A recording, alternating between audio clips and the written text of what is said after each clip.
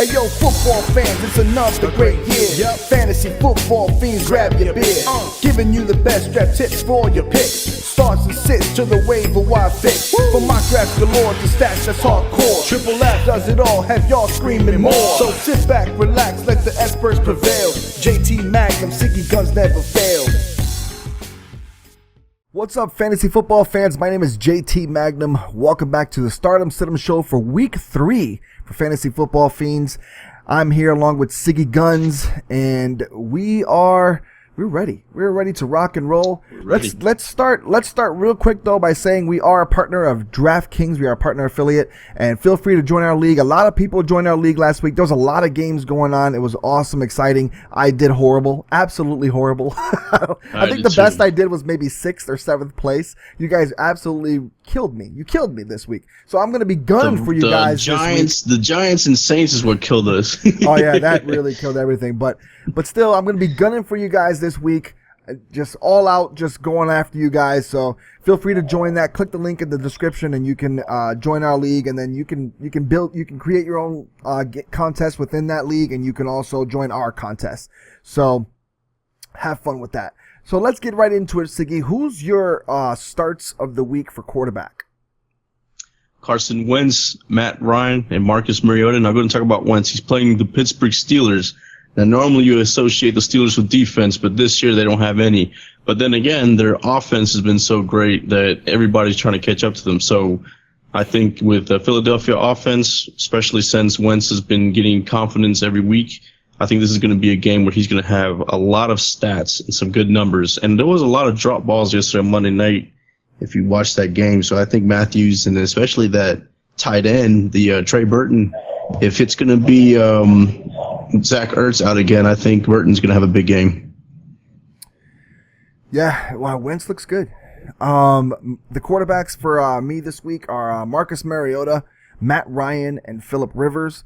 And I'll talk about Matt Ryan. Matt Ryan actually is quietly leading all quarterbacks in points for fantasy this year so far. And he's going up against the Saints defense, who stunned a little bit this week, playing extremely well in New York. But still, you're going back to the Dome now. I can't expect that kind of defense played 2 weeks in a row and against Julio Jones and Mohamed Sanu. I don't see that happening this week. I think Matt Ryan is going to have a field day throwing the ball against New Orleans, and especially since you're going to have to play catch up too. This is going to be that game where finally it's going to be high scoring. I thought last week was going to be a high scoring game though. Yeah. So who's your running backs? C.J. Anderson, Matt Forte, and Melvin Gordon. I'm going to talk about Gordon. Big news out of San Diego is that Woodhead is out, so I expect Gordon to have a monster game against Indianapolis. One, they can't stop the run. And then on top of that, now Gordon's going to be relied on to catch balls out of the backfield. I think they just signed Dexter McCluster. Yeah, but obviously he's not going to know the playbook on time, and he may be down the road. But for this week coming up, Gordon is going to be a must-start. Definitely. And if you want to pay attention, we'll have the I'm actually probably going to do a waiver and sleeper show this week. Probably just do it myself. Or you can also, Siggy and I also put our waivers and sleepers on the website, magnumsportsnetwork.com. There was a lot of injuries, so there's going to be a lot of waiver and sleeper talk this week. So feel free to ask that in the comment section, and we'll get to that later. But my running backs are Matt Forte, Melvin Gordon, and Thomas Rawls. I'll talk about Thomas Rawls. Got a little banged up in that game against the Rams. All it was a leg contusion. He said he's completely fine. And if you remember last year, Thomas Rawls absolutely obliterated the 49ers. And who are they playing this week? The 49ers. And the 49ers got run over by Fozzie Whitaker against Carolina. And then on top of that, Seattle's angry. They're going to be mad. They're at home. They're going to be pissed off. The Rams beat them up badly. They only scored 3 points against the Rams. The 49ers scored 28 against the Rams, and Seattle could only muster 3.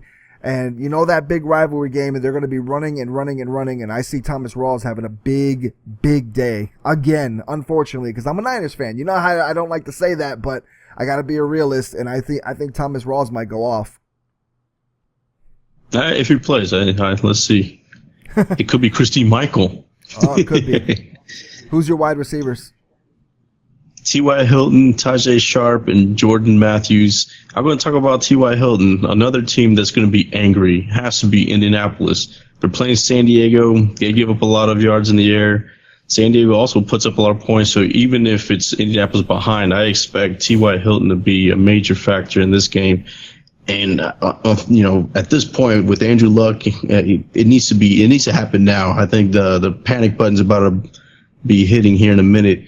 And also, like I was saying about Aaron Rodgers, also Andrew Luck has also had this kind of chip in the shoulder for the last few weeks also. So I don't know what's going on, but the top two quarterbacks from the past few years have just not been playing very well lately. So I'm looking for a bounce back for both quarterbacks in this week.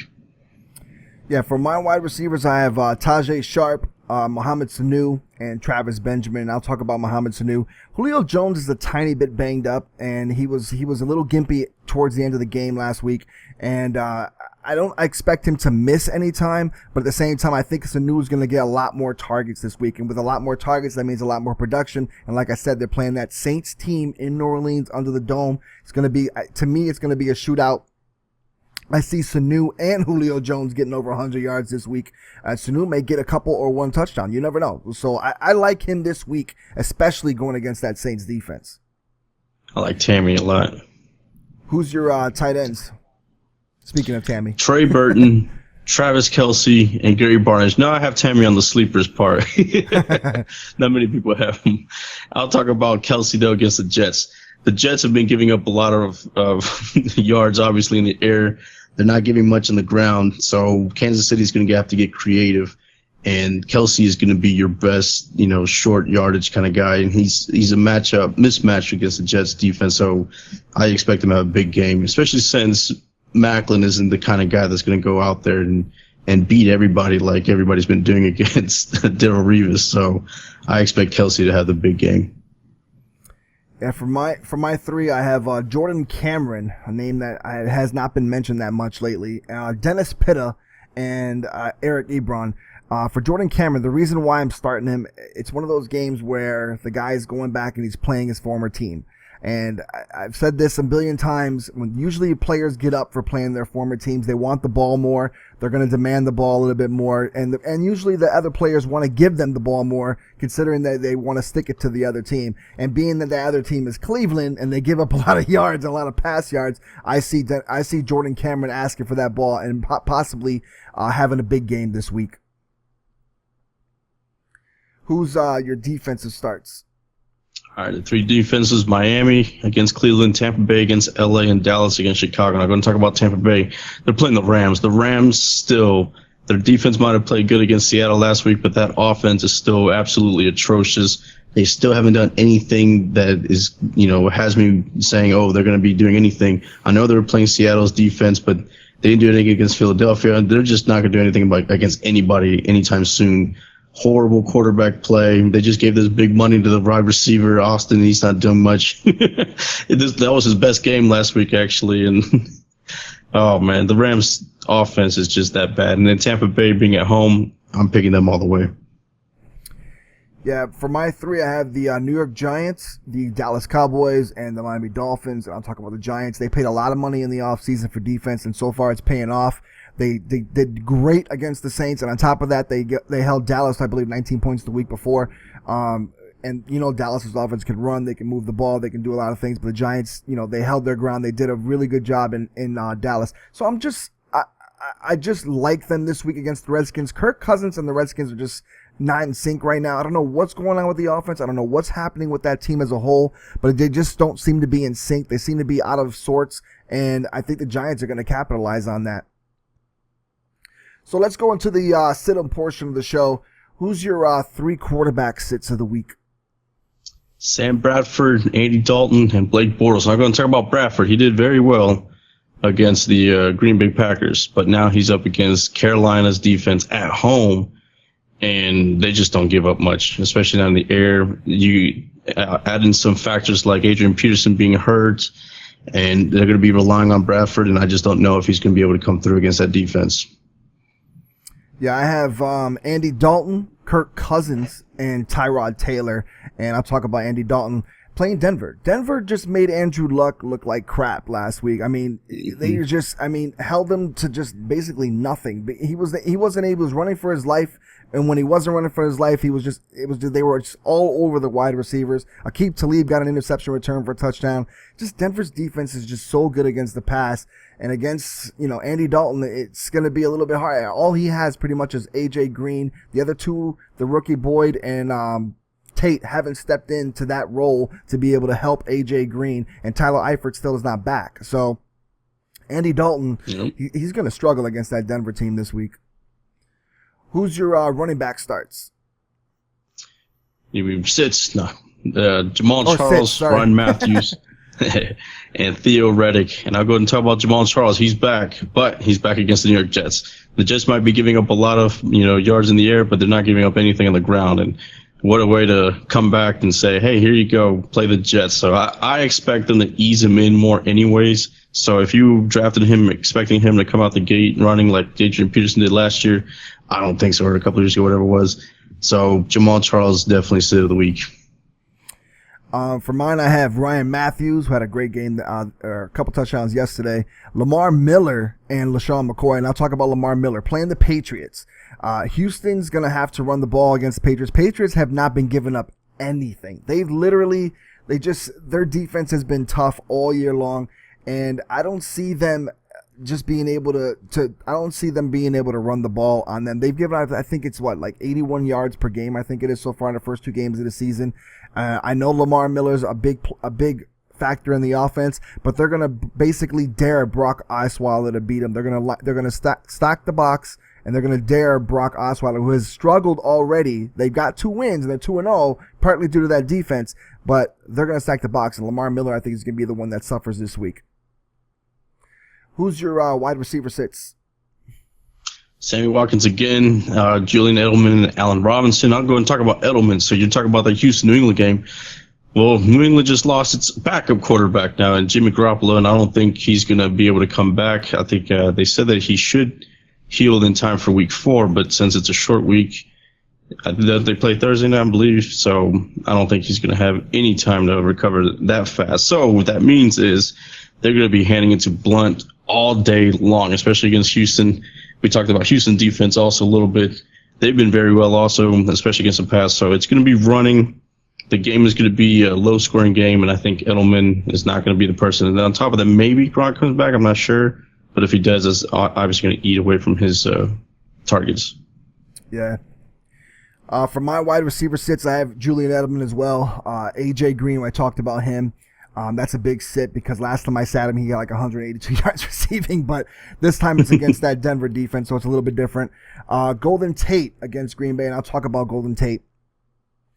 He's been struggling this year so far. It seems like Bolden is taking over a little bit, but at the same time, Green Bay's defense has been pretty solid. They gave up a lot of yards to Stephon Diggs, but they don't give up much rushing yards, and on top of that, Detroit doesn't run the ball well. So when you mix that up, you're going to see a lot more people back for Green Bay playing the pass than worrying about Detroit's running game. And I think Amir Abdullah's a little banged up, so you're going to see a lot of Theo Reddick. Yep. But at the same time, Green Bay's been stopping the run like it's nothing. They're giving up only 39 yards per game so far within 2 games, and they're just not. Their front 7 has just been solid. So if they're allowing people to get back in coverage and they're being able to stop the run with with just their front 4 or front 5 or whatever they use, then Detroit's in for a long day, and Golden Tate might be the guy who suffers from that. Who's your tight end sits? Austin Seferian-Jenkins again, Vernon Davis, and Julius Thomas. I'm talking about Vernon Davis. You mentioned earlier you haven't heard that name in a while. He actually did pretty well last week against the Cowboys, and a lot of people are probably picking him up in waiver wire thinking that he's going to be, I wouldn't necessarily think he's going to be taking over Reed or anything like that, but at least until Kirk Cousins gets his head back together, maybe he's going to be throwing the tight ends in 2 tight end sets. But against the Giants, we talked about that defense. I think that was more of a, that's Vernon Davis, just like he was in the past, where one game he's back, you think he's awesome again, and then the next 3 weeks he does nothing for you. And I expect that Vernon Davis to show up against the Giants. Yeah, I know that Vernon Davis very, very well.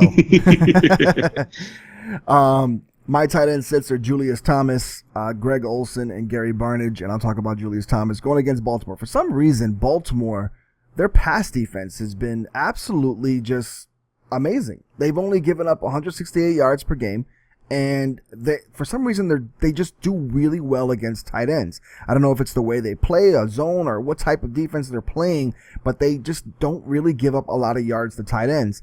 And Julius Thomas, I think that Blake Bortles is still going to have a good game against them, but I don't see him throw. I don't see Julius Thomas. I see it being Allen Hurns and Allen Robinson for some reason. They're the ones who I think are going to get the ball the most. So I think Julius Thomas, and also they have Mercedes Lewis, who actually scored the touchdown last week instead of Julius Thomas. He's been more involved in the offense as well in double tight end sets. So I think Julius Thomas's game is going to be a little off against Baltimore this week, and I don't think he's a start for you guys. Who's your defensive six? I would sit every single Jacksonville player this week for Baltimore for sure. Yeah, their defense is tough again. Yeah. Although Cleveland did do well with Josh McCown until he got hurt. Yeah. Then all of a sudden Baltimore came storming back. But still, I mean, their defense has been pretty solid for the most part. Oh, yeah. And those were the only points they gave up in the beginning, right? It was 20, that was it. Shutout for the next 3 quarters. Yeah, they gave up 20, they blocked the kick, it was 20-2, and then that was it. They were just done. Yep. But then again, McCown did get hurt, so I don't know who's to say they'll score more. But at the same time, Baltimore has been playing pretty – they've been playing pretty solid defense, minus that first quarter. Defense. Yep. The defenses, I have Minnesota, Philadelphia, and Kansas City. So Minnesota, we talked about how good their defense has been, these first 2 weeks. That was, if you started them last week, like I said, you probably were happy about it because they did shut down pretty well Aaron Rodgers and Green Bay, which I thought they would. But against Carolina, though, no way. Carolina is one of the highest scoring, if not the highest scoring team actually in the league right now. I think they average like 33 points a game. They even did good against Denver's defense, even though they lost that game. But that was on the road. Now they're at home. I don't see Minnesota being able to stop Carolina. Yeah, Minnesota, I can't figure them out. Like, I had them as sits, and they proved me wrong twice. Like, I was like, you know what? That's it. I'm done. I'm not putting them on my sit list anymore. But this week I have Buffalo, the New York Jets, and the Baltimore Ravens, because I was just saying how I think Jacksonville is going to score on them. But I'll talk about the Jets. They're playing at KC, and they've been great against the run as usual. Jets are always great against the run. The problem is they're usually solid against the pass, and they haven't been this year. I don't know if it's, Revis has been giving up some here and there. It's not like Revis Island has obviously been talked about. It's no longer in existence. And I think with the way KC plays, they like to thrive off the run game, but they also love to thrive off that tight end screen game and the wide receiver screen game. That's Andy Reid's way of offense, that quick release, quick strike offense. And I think the Jets are going to struggle with that. There's no way the Jets, I think, can defend that. And if that is established, then they might even establish some of the run. And I think the Jets are just going to have a hard time, especially being on the road too. Jets are a different team on the road, and they're great at home on defense, but on the road, I just don't like them this week. I mean, I think it's going to be a high scoring game. I still think though the Jets offense could be better than Kansas City's defense. Yeah, Kansas City's defense has struggled as well too. Definitely. Yep. But they play well at home. I got to give them credit for that. They let San Diego destroy them, though. Now, don't get me wrong. That is true. They buckled down. They buckled down in the second half. But then again, San Diego lost Keenan Allen, and obviously Charles Benjamin now picked everything up. But that was just more of a shock, I think. The whole offense. Yeah. So it's going to be interesting. Like I said, I think it's going to be a high-scoring game. I think it was one of those games where you look in the past, you look at Kansas City's defense and New York Jets defense and think, oh, low scoring. This is a 10-9 Kansas City win, grinded out at home kind of win. But I got a feeling this is going to be more of a 33-29 kind of score. Something weird. All right, guys. Thanks for watching the Stardom Sit 'em Show. Don't forget to leave all your comments in there. Help each other out. I saw a lot of people helping each other out. It's awesome. Keep it up. Make sure you keep all the comments, nice and nice to each other. Be nice to each other about the comments. People are asking general questions. They just don't know, so they're asking. So, if you're going to help them out nicely. I saw a lot of great comments in there, a lot of people helping, and I love that. Don't forget to join our DraftKings League. Don't forget to check the website, magnumsports.com, for the rankings and sleepers. I'm debating whether or not to put up waivers and sleepers video tomorrow. I might actually do it because there's so many injuries. It's ridiculous. Too many to even talk about right now. So as that comes Some along, big names, Adrian Peterson, Doug Martin. Exactly. As I figure out the injuries, I'll either put them up or I'll put them on the website. So thanks for watching again. For JT Magnum and Sicky Guns, we out. Best of luck this week in your fantasy football week. Win them all, except the ones against us in DraftKings. All right, guys. Peace.